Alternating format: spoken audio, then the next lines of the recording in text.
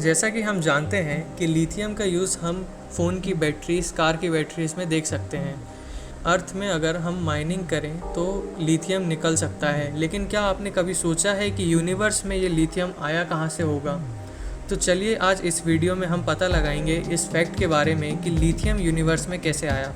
नमस्कार दोस्तों, मेरे इस चैनल ट्रेंडिंग आई पर आपको कुछ इसी तरीके के फैक्ट्स जानने को मिलेंगे, तो बने रहिए ट्रेंडिंग आई के साथ। रिसर्चर्स ने करीबन 1 लाख स्टार्स का रिसर्च करके पता लगाया इनमें ह्यूज अमाउंट में लिथियम पाया जाता है। यह रिसर्च नेचर एस्ट्रोनॉमी नाम की मैगज़ीन में पब्लिश हुई थी आज ही। चलिए जानते हैं लिथियम के बारे में कि ये कैसा एलिमेंट है और एस्ट्रोनॉमर्स ने इस एलिमेंट को क्या कहा है।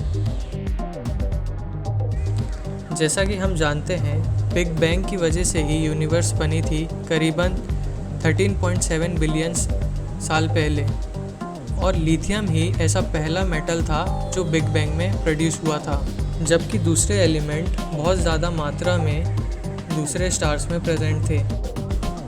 यूनिवर्स में जितना भी लिथियम है उसका आधा प्रोड्यूस होता है तब जब एक हाई एनर्जी की कॉस्मिक रे किसी हैवियर एलिमेंट जैसे कि कार्बन या फिर ऑक्सीजन को इंटरस्टेलर स्पेस में हिट करती है, जिसकी वजह से लाइटर एटम में वो ब्रेक डाउन हो जाता है। एस्ट्रोनॉमर्स ने लिथियम को फ्रेजाइल कहा है, यानी कि बहुत ही नाजुक है।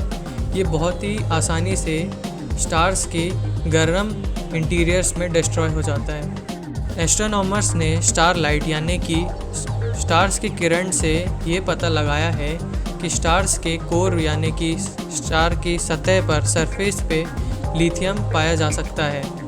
जैसे जैसे स्टार्स ओल्डर होते जाते हैं वैसे ही उनकी सरफेस में लिथियम कम होते जाता है। अब बात यह आती है कि लिथियम किस ग्रह या फिर किस स्टार में प्रेजेंट है। तो आपको बता देता हूँ कि लिथियम सिर्फ लिथियम रिच जाइंट स्टार्स में ही प्रेजेंट रहते हैं। लिथियम रिच जाइंट प्लैनेट 40 साल पहले ही डिस्कवर हो चुके हैं और इनमें 1000 गुना ज़्यादा लिथियम पाया जाता है लगभग दूसरे जाइंट प्लैनेट्स के तुलना में। लेकिन एस्ट्रोनॉमर्स को लिथियम पर रिसर्च करने पर एक डिफ़िकल्टी आई थी।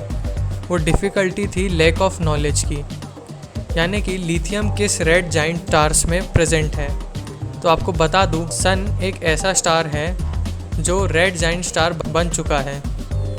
ये रेड जाइंट स्टार तब बनते हैं जब वो अपनी हाइड्रोजन यानी कि पूरी की पूरी हाइड्रोजन उनके कोर में बर्न कर देते हैं, जिसकी वजह से वो ज़्यादा और ज़्यादा ब्राइटर और रेड कलर में हो जाते हैं, और इसकी वजह से ही सन का साइज़ 100 गुना बढ़ जाता है, जिसकी वजह से प्लैनेट्स को खतरा महसूस होता है।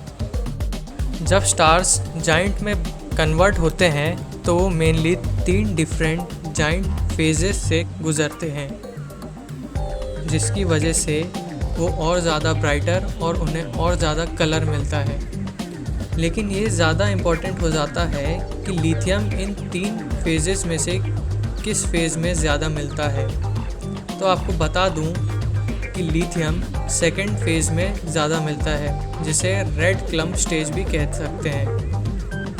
यह रेड क्लम्प स्टेज एक स्टार को तब मिलती है जब वो अपनी पूरी हीलियम की अमाउंट अपने कोर में 100 मिलियन ईयर से भी ज़्यादा बर्न कर चुका हो। अब आपको मैं ये बता देता हूँ कि सन जैसे ही स्टार कैसे लिथियम की फैक्ट्री बन सकते हैं इन फ्यूचर में। हमारा सन एक रेड जाइंट फेज़ में है, यानी कि वो सबसे पहली फेज़ में है। जब वो सेकंड फेज़ में जाएगा यानी कि रेड क्लम्प स्टेज में जाएगा, तब इन 2 फेज़ के बीच में ही लिथियम की प्रोडक्शन सबसे ज़्यादा रहेगी, और अन्य स्टार्स के ऊपर भी ये नियम लागू होते हैं। अब आपको ये बता देता हूँ कि कितनी अमाउंट में प्रोडक्शन रहेगी लिथियम इस फेज़ में। करीबन 20,000 ट्रिलियन कार्स की इलेक्ट्रिक कार बैटरीज बन जाए, इतना लिथियम रहेगा सन में। अब ये बात भी इम्पोर्टेंट हो जाती है कि ये लिथियम आखिर हमें मिलेगा कैसे अर्थ पर। तो आपको बता दूं, स्टेलर विंड्स की वजह से लिथियम स्टेलर विंड्स के साथ ही अर्थ पर ट्रेवल कर सकता है। रिसर्चर्स ने ये भी बताया है कि उनकी नेक्स्ट स्टडी में वो ये बताएंगे कि कितना टाइम लग जाएगा लिथियम की प्रोडक्शन में प्रिसाइजली, और ये भी बताएंगे कि इस लिथियम प्रोडक्शन के पीछे क्या फिज़िकल प्रोसेस रहेगी।